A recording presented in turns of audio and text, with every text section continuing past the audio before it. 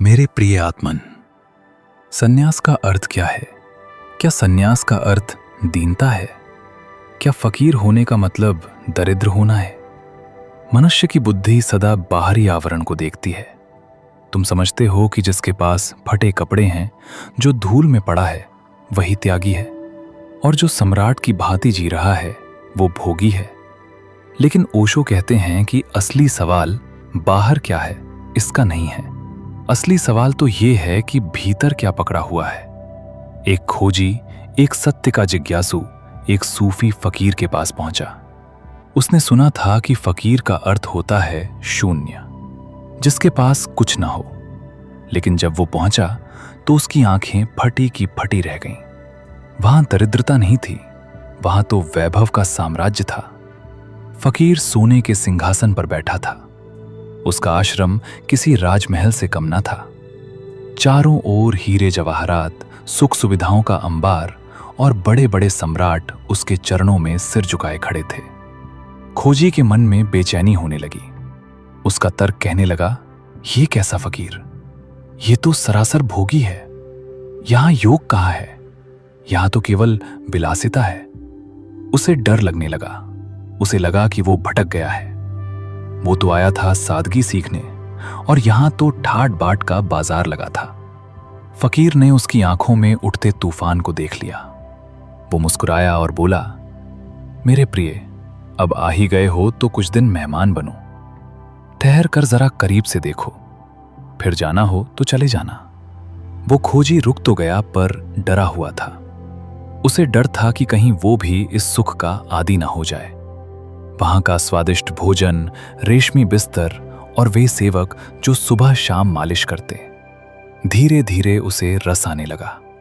अब उसे चिंता होने लगी, अगर यहां कुछ दिन और रुका तो क्या मैं फिर कभी वृक्षों के नीचे सो पाऊंगा? क्या बिना मालिश की नींद आएगी? उसका मन उसे डराने लगा। 15 दिन बाद उसने हाथ जोड़कर कहा, महाराज, मुझे आज्ञा दें, मैं जाना चाहता हूं, मुझे डर लग रहा है। फकीर ने रहस्यमयी ढंग से पूछा, घबरा गए? क्या तुम्हें वो कला नहीं आती? कहां जाना चाहते हो? खोजी ने कहा, मैं वापस जंगल जा रहा हूं, जहां शांति और सादगी है। फकीर उठ खड़ा हुआ और बोला, अकेले क्यों? चलो, मैं भी तुम्हारे साथ चलता हूं। खोजी दंग रह गया। उसे विश्वास नहीं हुआ। इतना बड़ा महल, ये सिंहासन, ये वैभव, क्या ये फकीर इसे एक पल में छोड़ देगा? पर फकीर सचमुच चल पड़ा। न पीछे मुड़कर देखा, न किसी को निर्देश दिए। वो वैसे ही चल पड़ा जैसे कोई सुबह की सैर पर निकलता है। दोनों जंगल की ओर बढ़ चले। कुछ मील निकल जाने के बाद अचानक वो खोजी ठिठक गया। उसका चेहरा पीला पड़ गया। उसने माथा पीट लिया और बोला, ओह, अनर्थ हो गया।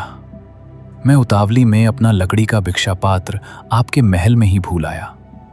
बस एक क्षण रुकिए, मैं उसे लेकर वापस आता हूं। फकीर वहीं रुक गया। उसने उस खोजी की आंखों में झांका। उस क्षण फकीर की हंसी पूरे जंगल में गूंज उठी।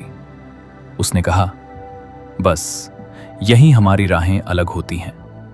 मैं अपना पूरा साम्राज्य, सोने का सिंहासन और हीरे जवाहरात पीछे छोड़ आया, और मुझे याद तक ना आई।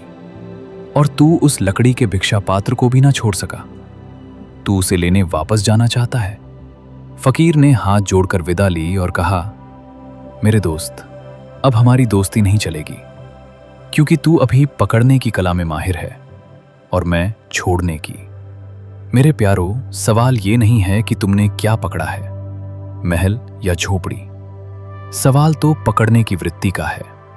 कोई सोने की जंजीर से बंध सकता है तो कोई लोहे की जंजीर से, और कोई सिर्फ एक फटी लंगोटी या मिट्टी के भिक्षा पात्र से भी वैसा ही बन सकता है जैसे कोई सम्राट अपने राज्य से।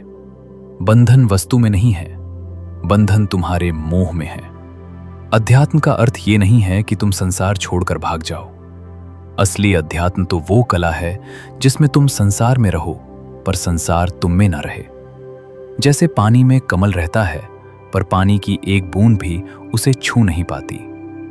यदि तुम्हें छोड़ने की कला आती है तो तुम सोने के महल में भी उतने ही निर्लिप्त रह सकते हो जितने एक एकांत गुफा में।